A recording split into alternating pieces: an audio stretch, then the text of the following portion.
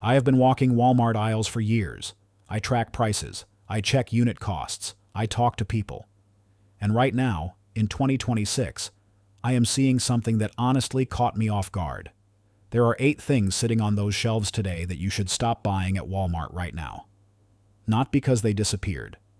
Not because they are dangerous. But because the price you are paying today is not the price you are going to pay in 6 months. And by then, a lot of people will wish they had listened. Some of these items I stopped buying already. I found smarter ways to stock up. And I am going to share all of that with you today. Before we start, I need to tell you something about number 6 on this list. I have been doing this channel for a long time. I have covered shrinkflation, supply chain headaches, price spikes, all of it. But number 6 honestly stunned me. Not a little. A lot. So stay with me through the whole list because you do not want to miss that one. If you are new here, hit subscribe right now. This channel exists for people like you. People who want to stay ahead, protect their budget, and never get caught off guard at the register. Let us get into it. Product number 1. Ground beef.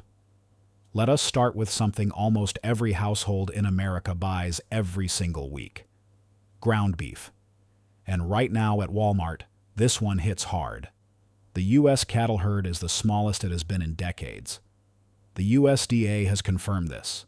Feed costs are high, labor costs are high, and consumer demand has stayed strong through all of it. That combination only pushes prices in one direction. Ground beef hit record highs in the fall of 2025. We are talking around $6.20 per pound at the national average.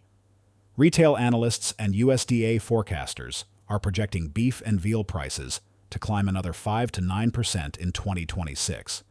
Some estimates put it even higher depending on how the summer plays out for cattle producers. I talked to someone who works distribution for a regional grocery chain. He told me the problem is not going away anytime soon. The herd does not rebuild overnight. You are looking at years, not months, before supply gets comfortable again. A few weeks ago, I bought 8 pounds of 80/20 ground beef at Walmart for about $48. That is $6 a pound. I portioned it into half-pound freezer bags, labeled them, and stacked them in the chest freezer. If that same beef climbs even $1 per pound by summer, I saved $8 just on that one purchase. And I plan to do it again next week. Ground beef freezes beautifully. Properly wrapped in freezer bags with the air squeezed out, it holds its quality for 3 to 4 months easily. Some people go longer. If you have a vacuum sealer, you can push it 6 months or more. The key is to portion before you freeze so you are not thawing a whole block every time you need a little. You do not want to be standing at the meat counter in July paying $7 a pound and wishing you had stocked up now. The writing is on the wall with this one. Product number 2. Ground coffee. This one has been creeping up for 2 years, but now it is accelerating. Ground coffee. And if you are a daily coffee drinker, this matters a lot. Coffee prices jumped over 20% in 2025. That was a combination of bad harvests in Brazil and Colombia, higher shipping costs, and tariff pressure on imported goods. The U.S. imports 80% of its coffee. We grow almost none of it domestically. That means when global prices move, American grocery prices move with them. Coffee, tea, and cocoa prices as a category were up 12% in January of 2026 compared to the year before. That is not a small number. That is a significant shift in what you are paying per cup every morning. A retail buyer I know told me his suppliers have been giving early warning price notices for Q2 2026. They are not locking in the new rates yet, but the signals are there. He said the brands that have been quiet about increases are going to make a move this spring. Last month, I bought 4 large canisters of Folgers Classic Roast at Walmart. Each one was about $10 and change for 30 ounces. I paid roughly $42 total. Those same canisters are trending up based on what I am tracking on Amazon. If they go up $3 each, that is $12 I saved right there. And coffee gets used, so I know nothing goes to waste. Ground coffee in a sealed canister or resealable bag has a shelf life of 1 to 2 years unopened. Once you open it, the flavor starts to fade after about 2 weeks. But if you buy extras and rotate your stock, You will always be drinking fresh coffee while your extra supply sits waiting. I keep mine on a cool, dark shelf away from the stove. Your morning routine is not something you want to negotiate away because prices surprised you. Get ahead of this one while you still can. Product number 3. Canned goods.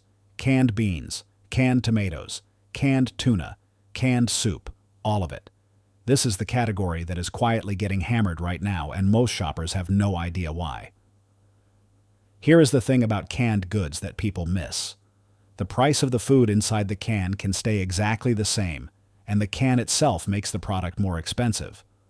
Tariffs on imported steel and aluminum have pushed the manufacturing cost of metal cans significantly higher. Those costs get passed on. Every canned item on every shelf is affected, regardless of where the food inside it came from. Steel and aluminum tariff revenue jumped dramatically from 2024 to 2025. Manufacturers were absorbing some of that cost for a while, but retail analysts are saying 2026 is when that cost shifting ends and consumers start to feel the full weight of it at the shelf. I spoke with someone who manages stock for a warehouse operation. He said that multiple canned goods suppliers have already notified them of price increases effective this spring. He said the notices started coming in January and February of this year. 2 weeks ago, I bought 48 cans of various pantry staples at Walmart. I am talking black beans, kidney beans, diced tomatoes, and cream of mushroom soup. My total was under $50. That is just over $1 a can on average. If canned goods go up 20 cents a can because of packaging cost pressure, that 48 can purchase just saved me about $9.50. That sounds small, but multiply it across a full year of shopping, and it adds up fast. Canned goods are practically made to be stored. Most have a shelf life of 2 to 5 years from the manufacturing date. Keep them in a cool, dry spot. Rotate your stock so the older cans get used first. Label the date you bought them with a marker right on the lid. Simple system, big payoff. This is one of the cheapest things you can do right now to protect your grocery budget over the next 12 months. Product number 4, laundry detergent. I buy laundry detergent the same way most people do. I grab the jug, check the price, and move on. But a while back I started checking the per ounce price instead, and what I found changed how I shop for this completely. Tide has been the most watched product in the shrinkflation conversation for years now. A jug that held 100 ounces of liquid before the pandemic was down to 80 ounces by late 2024, while the price kept climbing. NPR has tracked this independently. Price per ounce on Tide has gone up significantly over the past few years, even as the packaging stays the same size on the shelf. Laundry detergent is also made with chemical ingredients and packaging materials that are subject to import cost pressure. The plastic jugs, the chemical compounds, the fragrance additives, all of it touches the global supply chain. As those input costs rise, manufacturers have 2 choices: raise the price or shrink the product. Many are doing both. Someone who works in retail purchasing told me the detergent category has been under reformulation and size review pressure for over a year. Brands are looking at every angle to protect margins without making the price increase look dramatic. Last month, I drove to Costco specifically to buy the Kirkland brand Ultra Clean liquid detergent in the 2-pack. It came out to about 19 cents per load. The equivalent Tide at Walmart right now is running closer to 30 cents per load when you do the math. I bought 2 of the Costco packs. I have enough detergent for several months, and I paid significantly less per load. The savings are real. Liquid detergent in sealed jugs keeps very well for 12 to 18 months. Pods are similar. Store them off the floor in a cool, dry area. Keep them away from extreme heat or cold, which can affect the formula. A small investment in a storage bin or shelf keeps things organized. Every time you do a load of laundry at a lower cost per wash, that is money you kept in your pocket. Over a year of washing for a family, that is not a small number. Product number 5. Cooking oil. This one surprises people every time I bring it up. Cooking oil, canola oil, vegetable oil, even olive oil. They are all under price pressure right now, and the reasons are stacking up. A big portion of canola oil comes from Canada. Tariffs on Canadian imports have added cost to the supply chain for this product. Meanwhile, Global vegetable oil prices have been volatile due to weather disruptions affecting sunflower crops in Eastern Europe and palm oil supply in Southeast Asia. Olive oil has been in a pricing crisis for 2 years, driven by drought in Spain and Italy. That has not fully resolved. One Italian olive oil importer notified a regional grocery chain of a 20% price increase in early 2025. That was one supplier. Many others have followed similar paths. The category as a whole is under pressure from multiple directions at once. A distributor contact of mine who covers pantry staples said cooking oil has been one of the most consistently requested categories from independent grocery operators looking to lock in pricing ahead of anticipated increases. He said the smart operators are buying forward when they can. I bought 6 bottles of vegetable oil at Walmart about 3 weeks ago. The 48-ounce bottles were around $3.50 each. Total outlay was about $21. That is oil I know I am going to use. If the price per bottle climbs even 75 cents before I would have naturally bought my next bottle, I saved $4.50. Multiplied across a full pantry strategy, those small wins matter. Unopened cooking oil has a shelf life of 1 to 2 years. Once opened, vegetable and canola oil hold up well for about a year if stored in a cool, dark cabinet. Olive oil is best used within a year of the harvest date. Keep oil away from direct sunlight and heat sources like the stove. Buy what you will use in a reasonable time frame and rotate. Cooking oil is in almost every meal you make at home. Protecting your access to affordable oil protects your entire food budget. Product number 6. Aluminum foil and food wrap. This is the one that stunned me when I sat down and ran the numbers. Aluminum foil. Something I bought on autopilot every few months without thinking about it. And it turns out this is one of the most tariff-exposed products in the entire store. Reynolds Wrap aluminum foil went up 13% in price in the period NPR was tracking Walmart prices in late 2025. Reynolds itself told NPR that, quote, historic and sustained cost increases over the past year, driven by tariffs, were behind the move. Aluminum tariffs are not going away. They are locked in under Section 232, which covers national security-related imports. That means these costs are structural, not temporary. Think about what that means for a product you use to cover every pan, wrap every leftover, line every baking sheet. This is a household essential that most people never think about until the roll runs out. And the price per square foot on that roll has been quietly climbing. I ran the numbers at my local Walmart and then compared them to a bulk buy on Amazon. The Amazon bulk option on Reynolds worked out to significantly less per square foot when buying the commercial-style rolls. I ordered 2 boxes, 90-foot rolls. I have foil for months and I locked in today's price. If this goes up another 10% in the next quarter, I protected myself on a product I was going to buy anyway. Aluminum foil and plastic wrap do not expire in a practical sense. They can sit in a drawer for years and work just as well as the day you bought them. The only issue is storage space. A flat shelf in a pantry or closet handles it easily. I keep mine stacked on a dedicated shelf with the paper products. I cannot stress this one enough. This is one of those items people completely overlook because the individual purchase seems so minor. But when you buy it constantly, and the price is quietly going up every time, it adds up faster than you think. Product number 7. Chocolate and candy. Here is one you are probably going to feel personally, especially if you have kids at home. Or if you are like me and you keep a little something in the pantry for the sweet cravings that show up after dinner. Cocoa prices have been in crisis. Weather disruptions in West Africa, particularly in Ghana and Ivory Coast, which produce the majority of the world's cocoa-hammered global supply. And sugar is under its own separate pressure because India, one of the biggest exporters, has been diverting sugarcane toward ethanol production. Less sugar available plus higher demand equals higher prices. Hershey's announced it is raising prices by at least 10% in 2026. They shrank package sizes in prior years to avoid sticker shock. Now they are raising prices on top of those smaller sizes. That is a double hit that many people are not calculating. You are paying more for less than you were getting 3 years ago. Chocolate and candy sit in the sugar and sweets category, which the USDA and consumer data are projecting to see above-average inflation in 2026. Experts who track the confectionery sector noted that both weather problems and tariff pressure are working against the candy aisle simultaneously.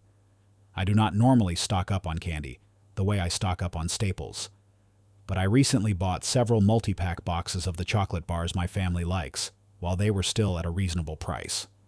I found a good deal on a value pack at Walmart and grabbed 2 of them. My total was around $18 for what would have cost me $25 or $26 by individual purchases over time. And those bars are going to get eaten. Nothing sits forever. Chocolate keeps well if you store it properly.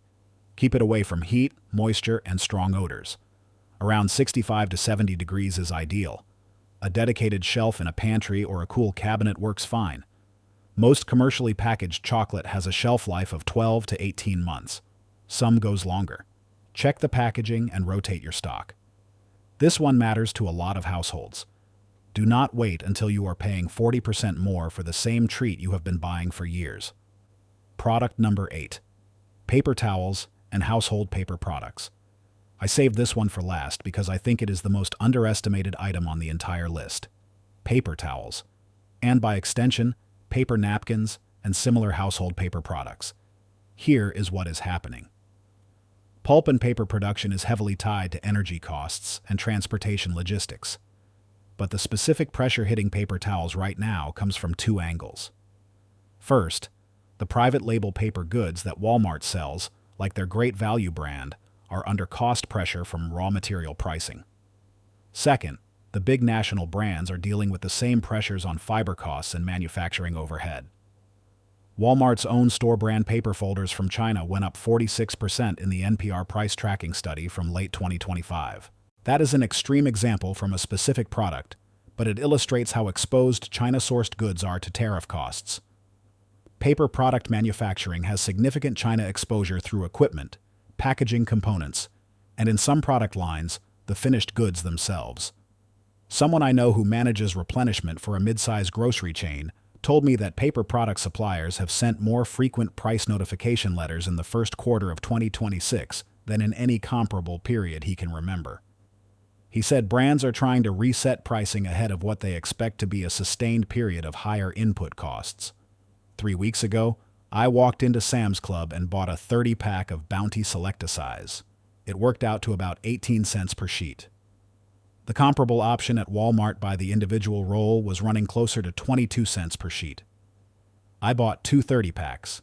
That is 60 rolls of paper towels. I know exactly what that costs me today, and I know those rolls are going to get used because we go through them every week. Paper towels keep indefinitely if stored dry. They have essentially no shelf life limit when kept away from moisture. A shelf in a garage, a storage closet, even under the bathroom sink works fine. The only enemy is a leak or a flood. Keep them off the floor on a shelf as basic precaution. Paper towels might feel like a boring thing to stock up on. But when you look at your grocery receipt over 12 months, paper products are consistently in the top few categories by spend. Getting ahead of price increases on something that never goes bad and always gets used is just smart shopping. Here is what all 8 of these items have in common. They are not luxury goods. They are not things you can easily cut from your life. They are the staples, the weekly staples, the monthly staples, the products you buy on autopilot without thinking, because you have always bought them. And that autopilot is what manufacturers and retailers count on. They know you are not going to comparison shop ground beef down to the per ounce rate every single week. They know you grab the same detergent jug because the logo is familiar. But the pricing environment in 2026 is different. Tariffs are not going away on the categories that matter most to your budget. Supply chain costs that have been absorbed behind the scenes are starting to flow through to the shelf. Analysts who track this professionally are saying the real impact of the 2025 trade changes will hit consumers this year. Not last year. This year. The people who acted in January are already protected. The people who act today are still in a reasonable position. The people who wait 3 more months to see what happens are going to be paying significantly more for the same products they buy every week. You do not have to buy everything at once. You do not have to turn your guest room into a warehouse. Start with 1 or 2 items from this list, the ones you know you will use. Add a few extra when they are at a good price. Build a small rotating stockpile that means you are never buying under pressure at whatever the shelf price happens to be that week. That is the whole strategy. It is not complicated, it is just intentional. The The shoppers who understand how supply chains work are already making these moves. They are not panicking. They are just prepared. And being prepared is the best budget strategy available to any household right now. If this video helped you, please hit the like button right now. It genuinely helps more people find this channel and get ahead of these trends before it is too late for them. Subscribe if you have not already. I put out content specifically for shoppers who want real information about pricing trends, supply chain shifts, and smart stocking strategies. No fluff, no hype, just what I am actually seeing and what I am actually doing. I read every comment on this channel. If there is a product you want me to research for an upcoming video, leave it below. I check what is happening in the market, and I will cover it if the data supports it. Thank you for being here. Thank you for being the kind of person who stays informed. You are already ahead of most people just by watching this far. Now go use that advantage.